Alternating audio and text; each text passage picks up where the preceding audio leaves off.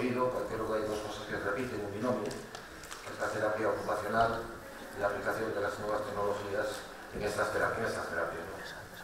Creo que es un tema que hemos oído y que estamos todos de acuerdo en la importancia. Lo digo de buena tinta, soy padre de un niño de 5 años y creo que seríamos capaces, yo sería capaz por lo menos de vivir sin la tablet que nos persigue, pero sin las terapeutas que trabajan con mi hijo, ¿no? Creo que la importancia que tienen nuestras familias es fundamental.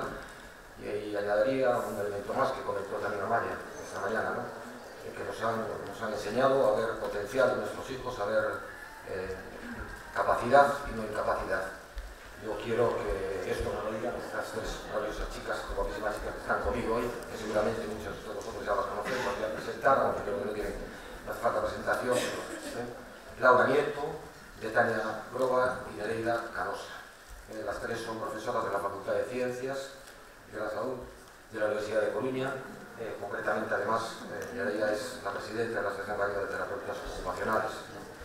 Y ellas, como muchos de vosotros que estáis aquí, habéis convertido esta ciencia en un arte tratado con nuestros hijos.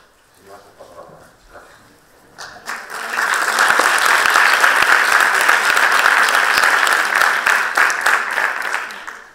Muchas gracias, Manuel, por esta presentación.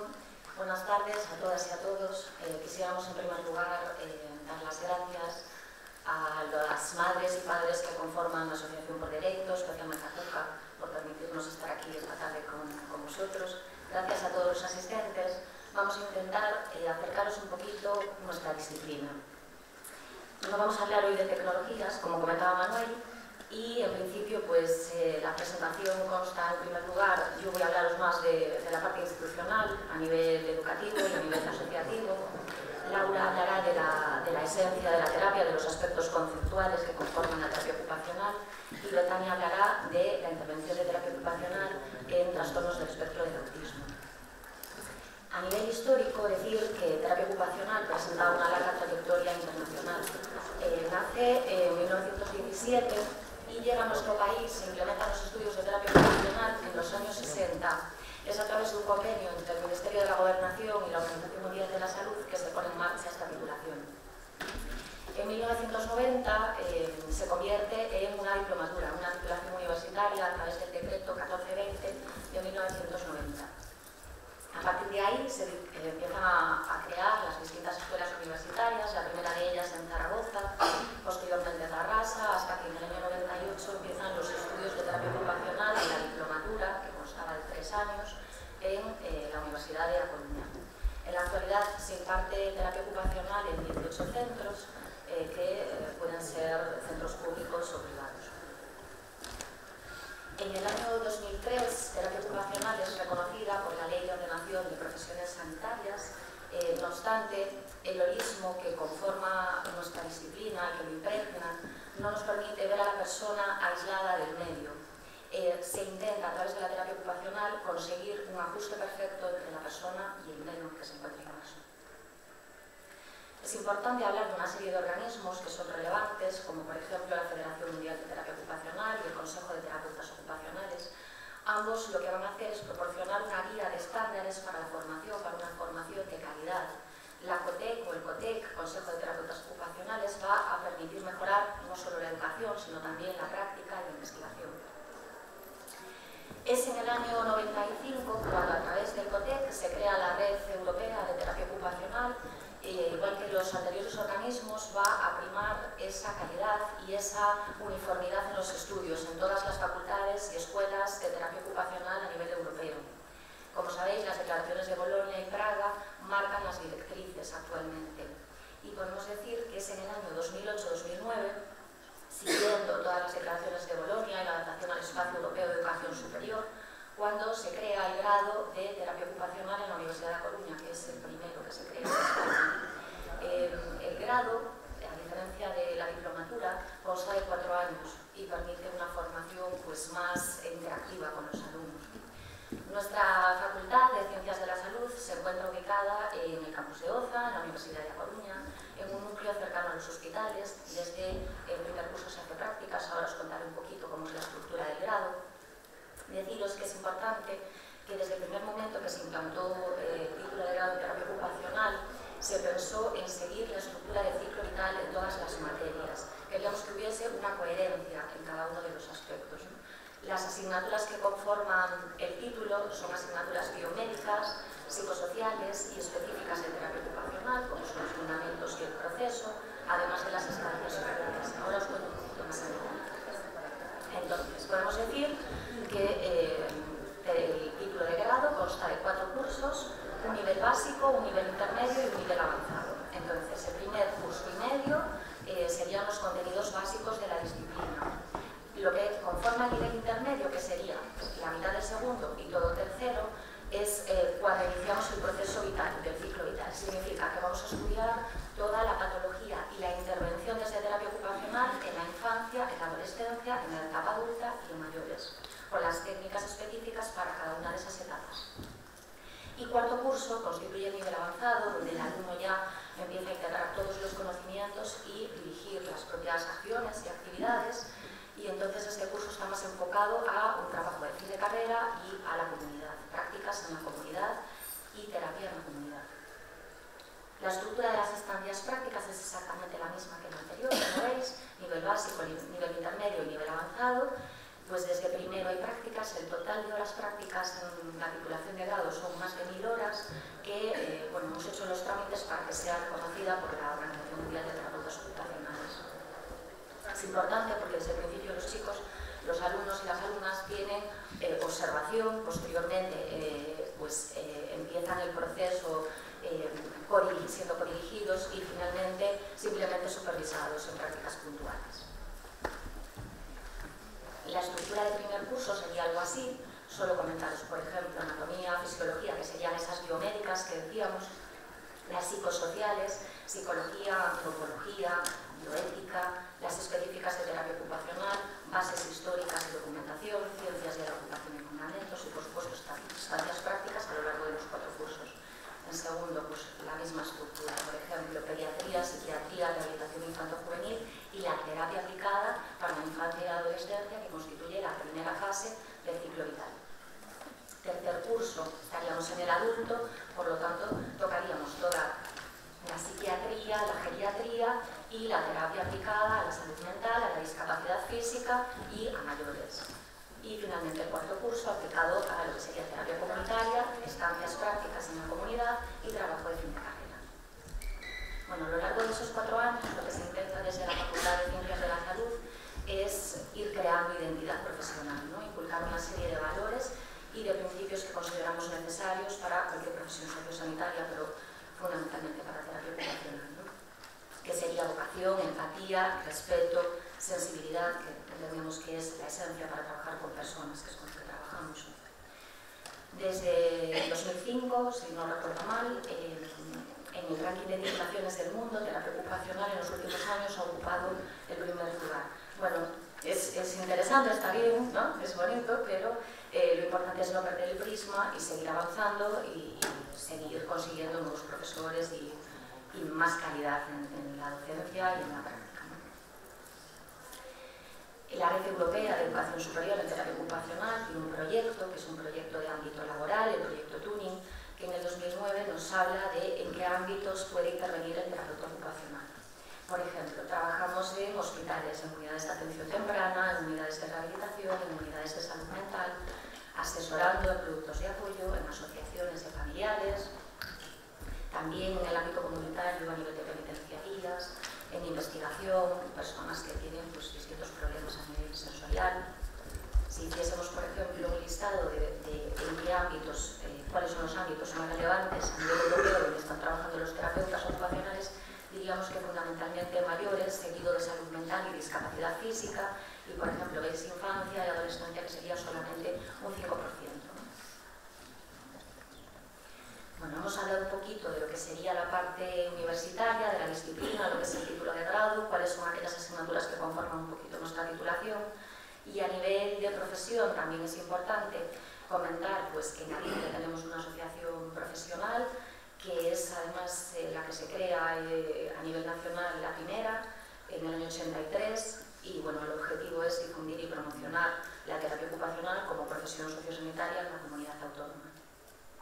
Aquí vemos un poquito los años de creación de las distintas asociaciones y colegios y decir que las líneas en las que se trabaja desde esta entidad son información, formación, defensa y promoción, gestión, bueno, como veis ahí, ¿no?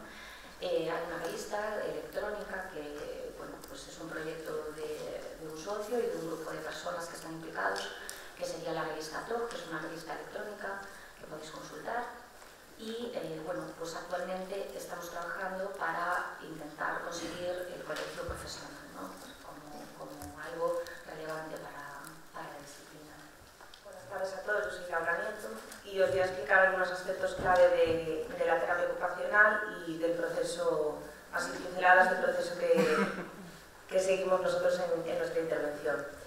Hasta ahora Nereida nos ha explicado la trayectoria histórica a nivel profesional, a nivel universitario de la disciplina en España sobre todo y a nivel local, pero todavía no hemos definido qué es la terapia ocupacional para aquellos que no la conozcáis.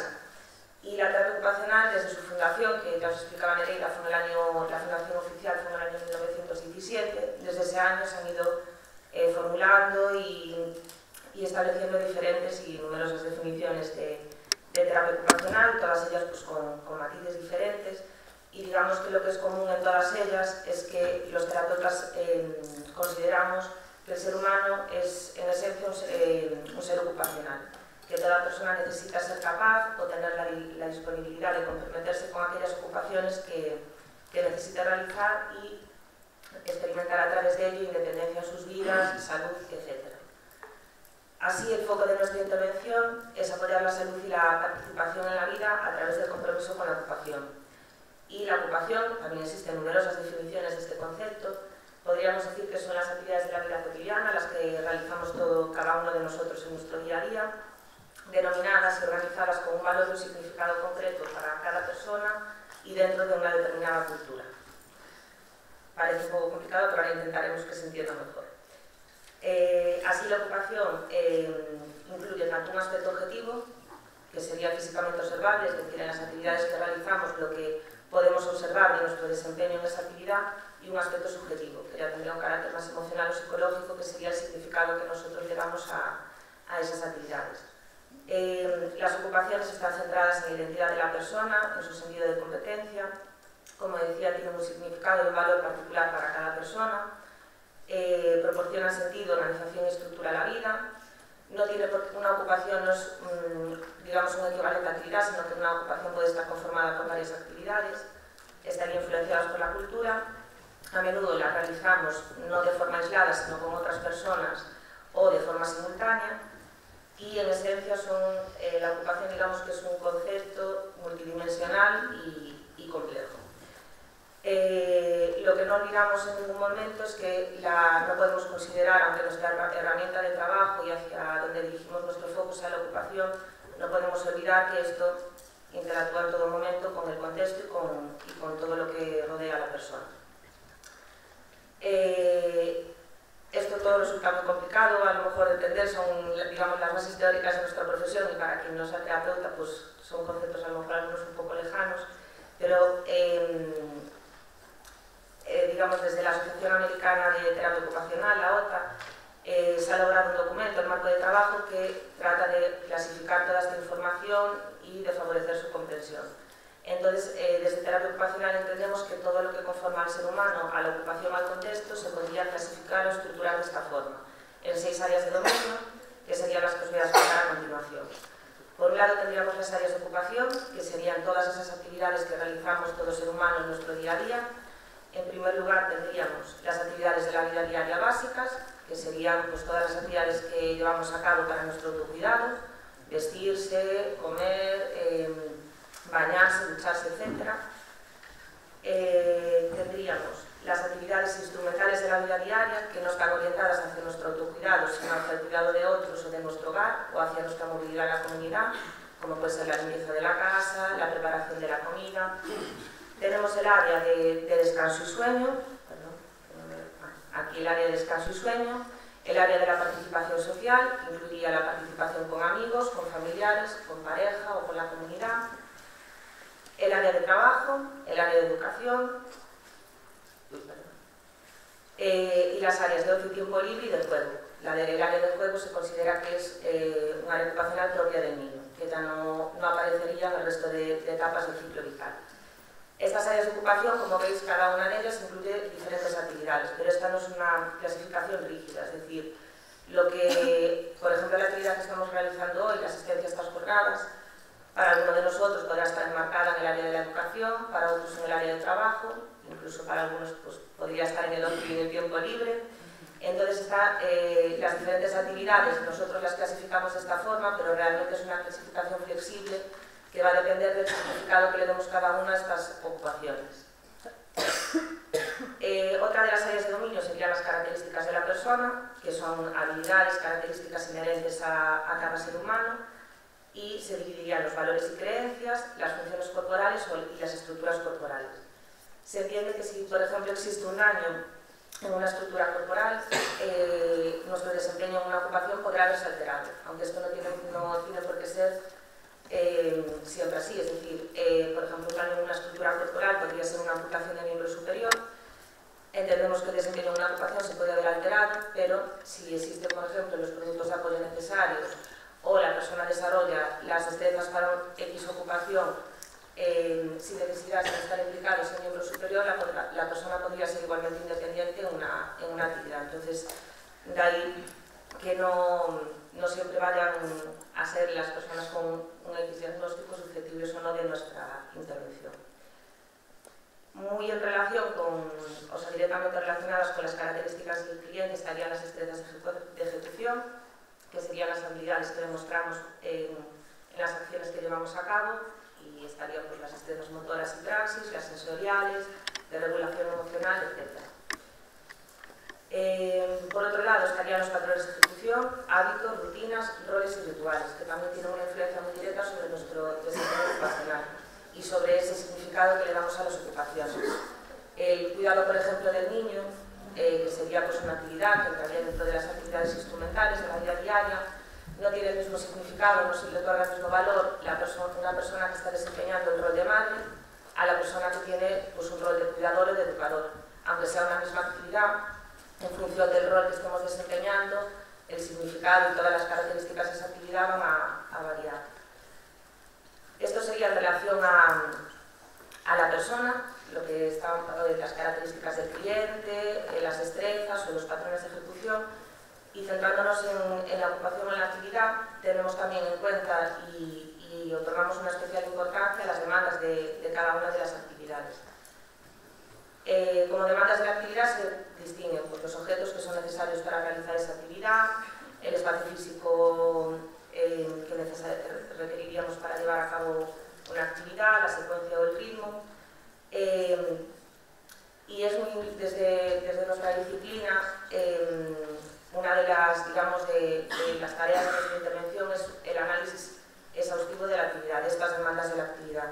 Porque es decir, una actividad muy cotidiana para cualquiera de nosotros, como puede ser lavar los dientes, y que en un principio muchos de nosotros podríamos enseñar a alguien que tenga dificultades en ello cómo lavarse los dientes, en ocasiones podemos estar enfocando mal o erróneamente esa intervención al no realizarse este análisis exhaustivo de esa actividad, y a lo mejor pues, estamos enfocando la intervención hacia el daño en la estructura corporal que presente la persona o hacia las destrezas que se puedan ver alteradas, y quizá pues, al analizar la actividad digamos que la dificultad pueda estar en ese reconocimiento de los objetos, en la secuencia de la actividad, los pasos necesarios para llevarla a cabo, y esto es algo que desde terapia ocupacional hacemos especial hincapié y damos una especial importancia. Y como hablábamos antes, ni la ocupación ni la persona la podemos entender si no es dentro de un contexto, de un ambiente. Como contexto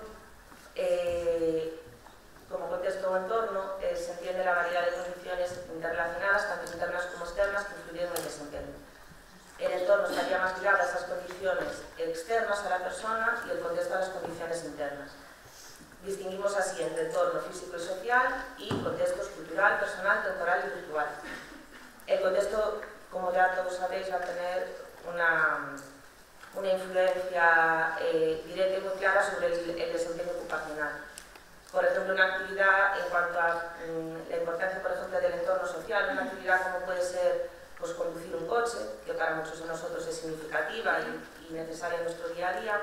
Conducir un coche implica aparcarlo, tener que aparcarlo, y muchas veces pues, el entorno físico puede estar preparado para ello. Si, por ejemplo, conducimos un vehículo adaptado, puede que en el entorno físico tengamos plazas de aparcamiento adaptadas en las que podamos dejar nuestro vehículo. Pero si en nuestro entorno social la inclusión o el respeto a esas plazas específicas de aparcamiento, si no existe un valor para eso, pues probablemente la persona que va en su vehículo adaptado llegue y la plaza de aparcamiento esté ocupada por otra persona que no lo necesita. Entonces, cuando pensamos en la influencia del entorno, muchas veces ponemos la mirada en el entorno físico, en adaptar el entorno físico, y el entorno social también tiene una importancia clave.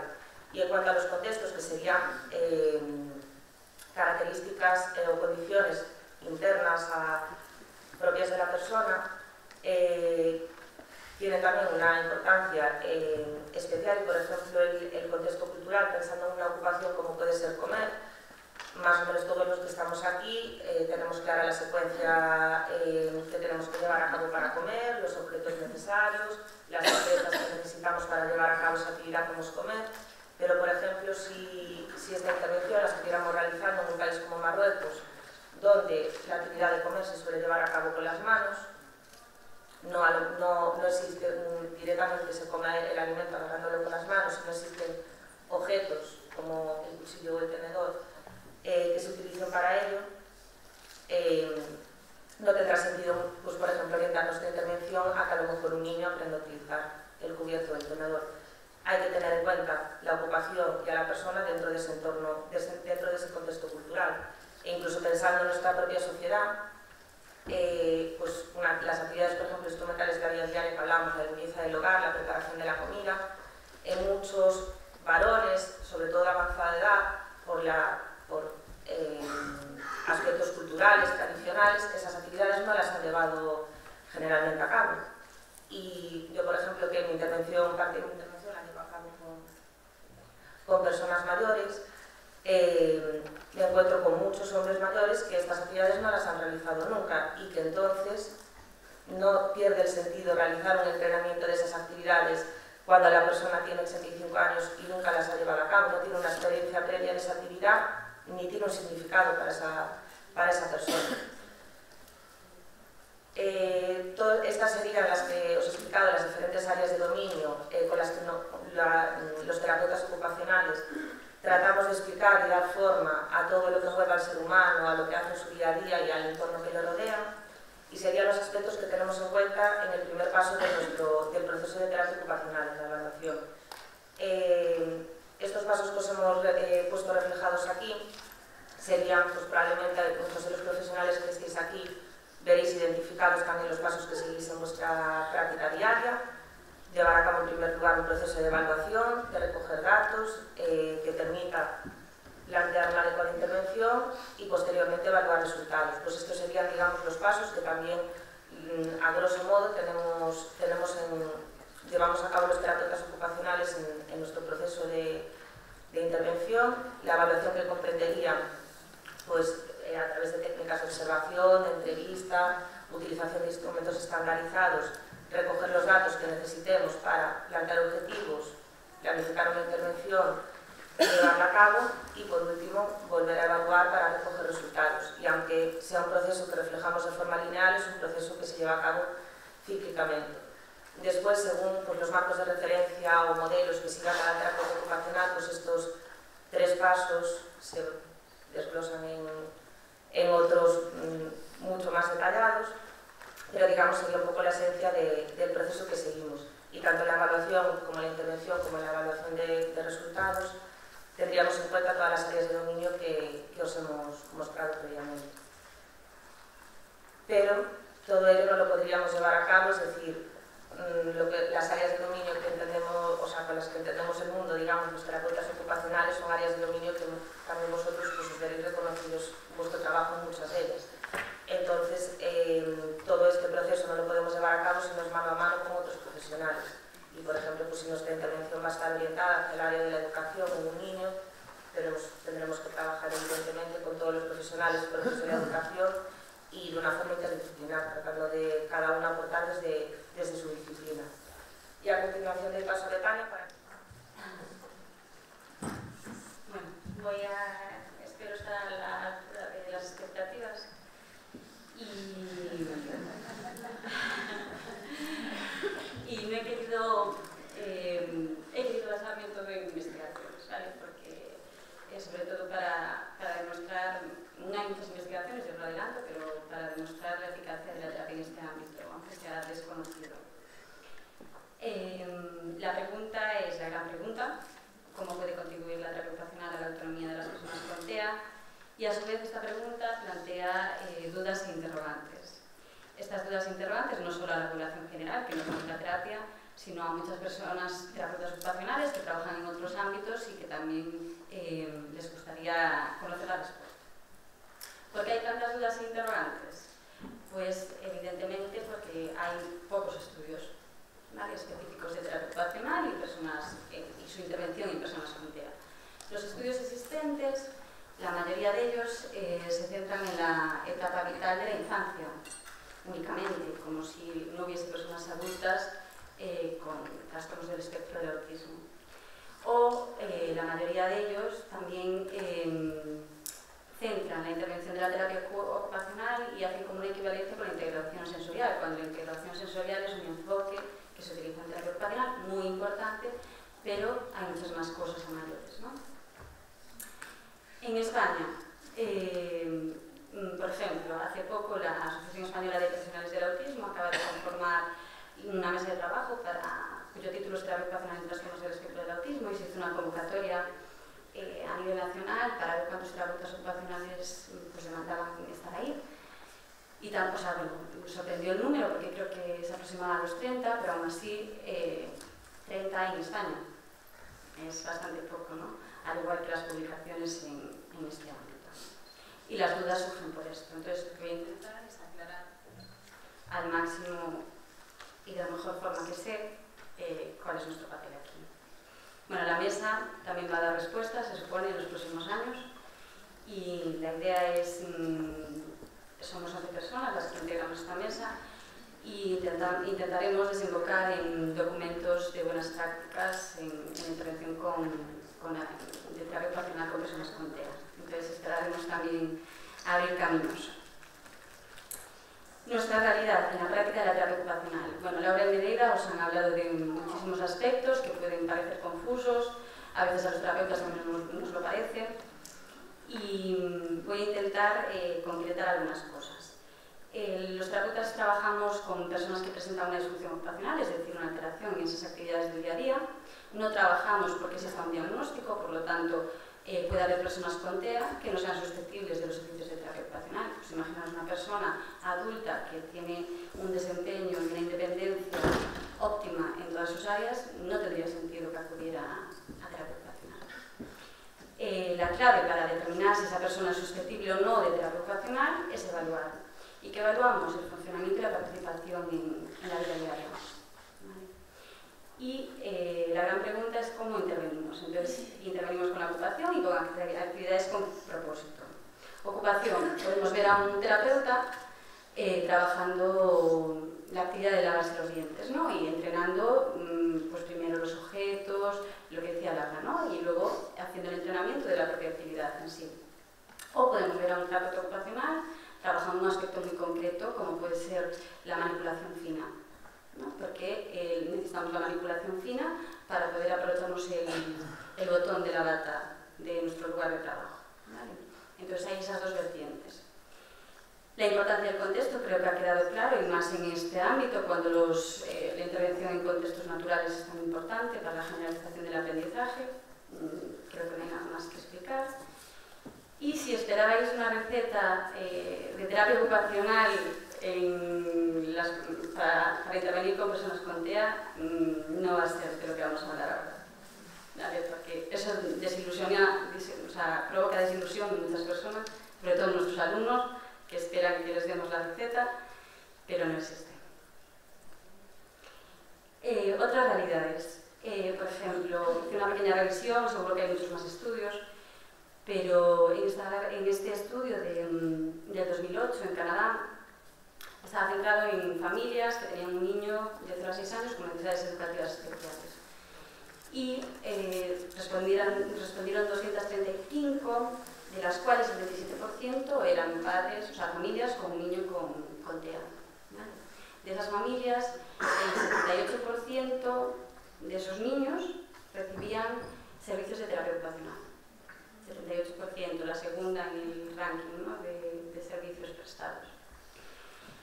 Este otro estudio, también de Carolina del Norte, del 2007, aún va más allá, porque bueno, es de niños de 0 a 8 años, respondieron 301 familias y bueno, diferenciaron entre los servicios que recibían en la escuela y los que eran fuera de la escuela. Y en la propia escuela, el 64% de los niños recibían servicios de terapia ocupacional, entre el resto de intervenciones que veis aquí. ¿Vale? Entonces, sí que hay un camino, solo hay que seguirlo, ¿no? Bien, esta parte quería hablaros de el desempeño habitual. Esto quiere decir, vamos a hablar de las dificultades y capacidades, como muy bien dijo Manuel, y no desde mi perspectiva, ¿vale?, sino lo que dicen las investigaciones, lo que dicen las personas con TEA que han llegado a publicar documentos, o incluso algunos estudios que han entrevistado a padres, cuáles son las dificultades más habituales de estas personas para el desempeño en la vida diaria. ¿Qué quiere decir esto? Que hay el asterisco ahí, porque habitual no quiere decir que todas las personas con TEA vayan a tener estas dificultades, sino los discursos coinciden en que muchas de esas personas tienen esas dificultades. Hay un par de dificultades asociadas, como todos sabemos, a los síntomas nucleares del autismo. Entonces, son esas dificultades para relacionarse, para la comunicación, la presencia de intereses restringidos, que están inmersas en lo que es el diagnóstico, ¿no? Pero luego hay otras dificultades en la vida diaria que refieren muchos de los documentos. Por ejemplo, sobre todo en la primera infancia o en la infancia en general, pues esas dificultades o retraso en la adquisición de habilidades como el control de esfínteres o en la alimentación, por la selectividad en las comidas, o dificultades para conciliar el sueño. Y una muy importante, que es las dificultades para el juego simbólico y el juego social, ¿vale? Pero una persona con TEA puede llegar a tener dificultades en su desempeño, no por todo esto que hablamos de los síntomas nucleares y de las dificultades en las áreas, sino porque el contexto puede actuar como barrera o facilitador. Lo que antes Cuca hablaba en la lectura, decía que, claro, que cada vez se dan más situaciones que en la escuela, ¿no?, por ejemplo, pues no hay los apoyos suficientes. Pues en ese contexto de esa persona que no tiene los apoyos suficientes, lo que le está provocando una dificultad en su desempeño es la escuela, no el tener autismo o dejar de tenerlo. Con números, os puse aquí un par de ejemplos con números porque los números parece que nos avalan un poco más. Las dificultades que presentan, bueno, las que hemos hablado, todas ellas, y especialmente en estos estudios también se habla de las dificultades en la participación plena en la escuela, hogar y actividades en la comunidad, por la discriminación y por la desigualdad existente en nuestra sociedad. Aquí hay más ejemplos, otro estudio que habla de las dificultades que pueden llegar a presentar y por qué los terapeutas podemos trabajar aquí.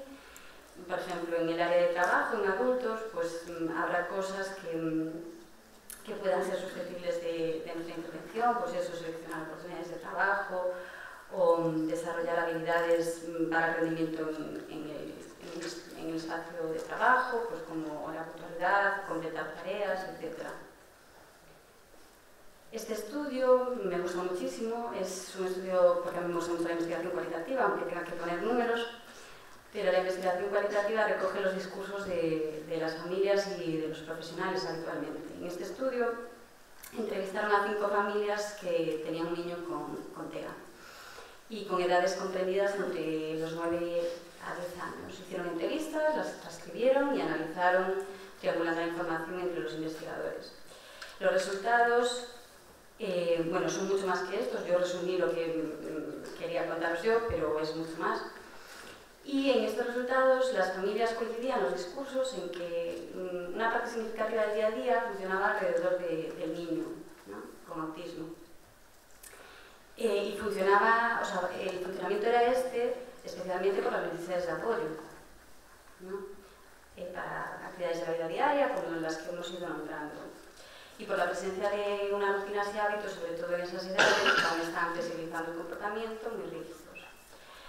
Y todos los discursos referían una importancia del presente, es decir, vivir el día a día, ¿no?, y una preocupación muy importante por el futuro. Creo que esto también tiene que tenerse en cuenta para el desempeño y la práctica en este ámbito, y creo que recoge es la experiencia subjetiva de 5 familias, pero creo que hay que incorporarla a nuestro día a día.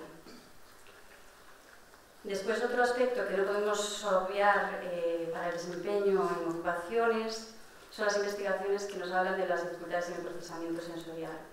En esta investigación se pasó un cuestionario, el perfil sensorial corto, breve, perdón, y se pasó a niños con TEA y a niños con desarrollo típico, con una muestra de 562.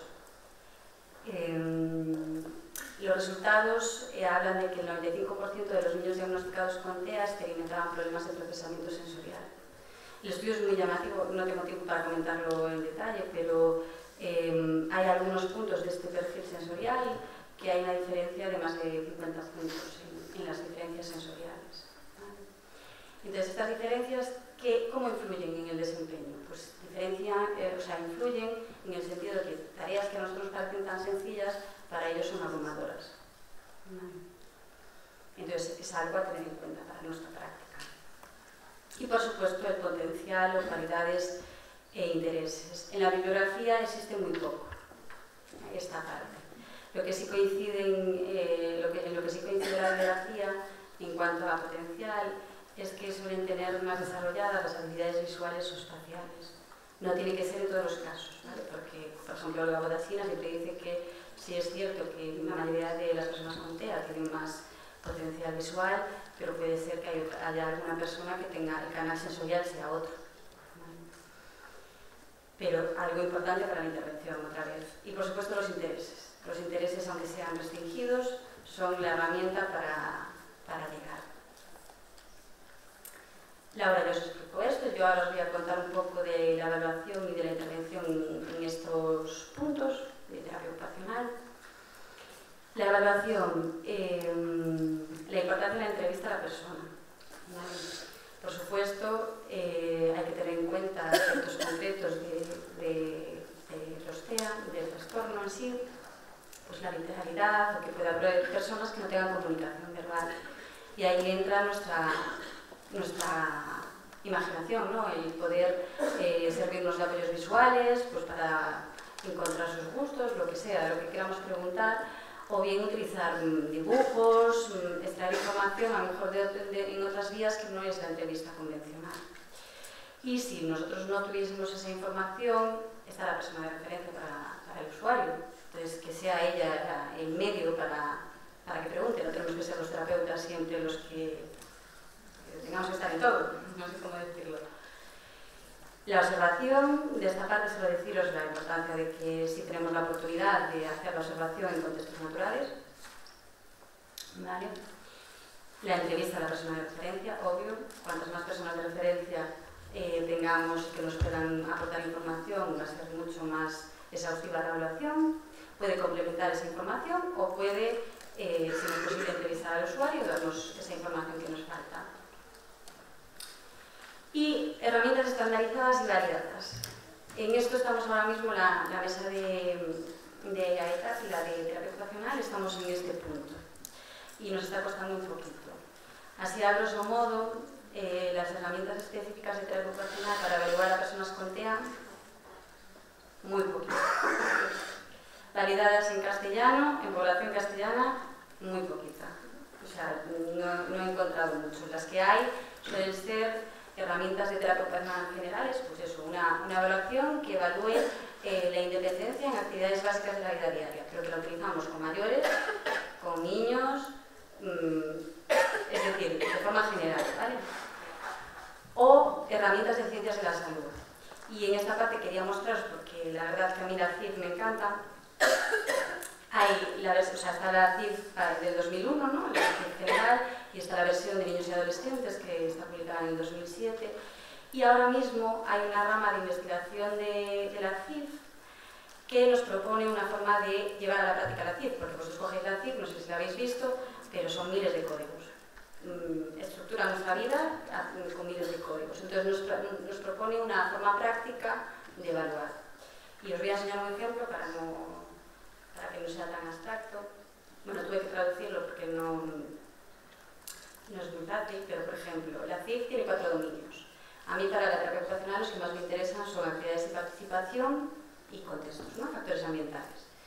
Entonces, en actividades de participación, todo lo que os hemos contado nosotros de juego, tiempo libre, etcétera, etcétera, está aquí, pero con otros nombres, porque cada uno clasifica a su manera. Y nos dice cómo se podría evaluar, ¿no? Pues el desempeño y la capacidad, que esto es algo muy interesante yo creo que en este ámbito, ¿no? La capacidad entendida, este niño puede vestirse, entonces es capaz, y el desempeño, ¿es capaz de hacerlo en cualquier contexto? ¿Es capaz de vestirse si está en un vestuario? Porque puede tener diferentes puntuaciones. Vale. Bien. Bueno, esto sería una forma de evaluación que podéis encontrar muchísima documentación en internet, con un poco más de tiempo, y que también nos permite evaluar los contextos como barreras o facilitadores. Bien, esto lo voy a saltar. Y la intervención en terapia ocupacional, pues en esta revisión establecieron estos enfoques. Decir que la terapia ocupacional en este ámbito está intrínsecamente ligada a métodos de intervención de este ámbito, es decir, al método TEACH. Aquí hay un par de artículos donde se utiliza el método TEACH en combinación con la terapia ocupacional y que se demuestra que hay efectividad. ¿Vale? O, bueno, otros métodos, podría entrar en detalles, pero no tenemos mucho tiempo. Bueno, un caso de... ¿Tenemos tiempo para explicar? No, ya.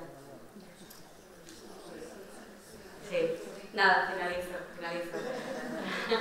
Nada, este es un caso, os podemos dejar la presentación, ¿vale? De pues, cómo graduar la actividad, cómo ir, bueno, esto es Agenda INTIC, que Manuel os habló algo, los apoyos visuales a través de la tecnología. Bueno, eso soy yo, no es que me quiera mucho, pero hice de modelo, así que estoy ahí. Cómo ir retirando los apoyos para caminar hacia la independencia. Y queríamos terminar con esta frase de Jane Sinclair: ser autista significa que lo que es ser normal para mí no lo es para el resto de las personas. En cierto sentido, estoy terriblemente desprovisto del equipo necesario para sobrevivir en este mundo. Soy como un extraterrestre que se encuentra en la Tierra sin ningún manual de supervivencia. Y no solo la terapia ocupacional, sino todos los profesionales, padres, etcétera, deberíamos intentar ser esa guía y que nadie se tenga que llegar a sentir como un extraterrestre, ¿no? en esta sociedad.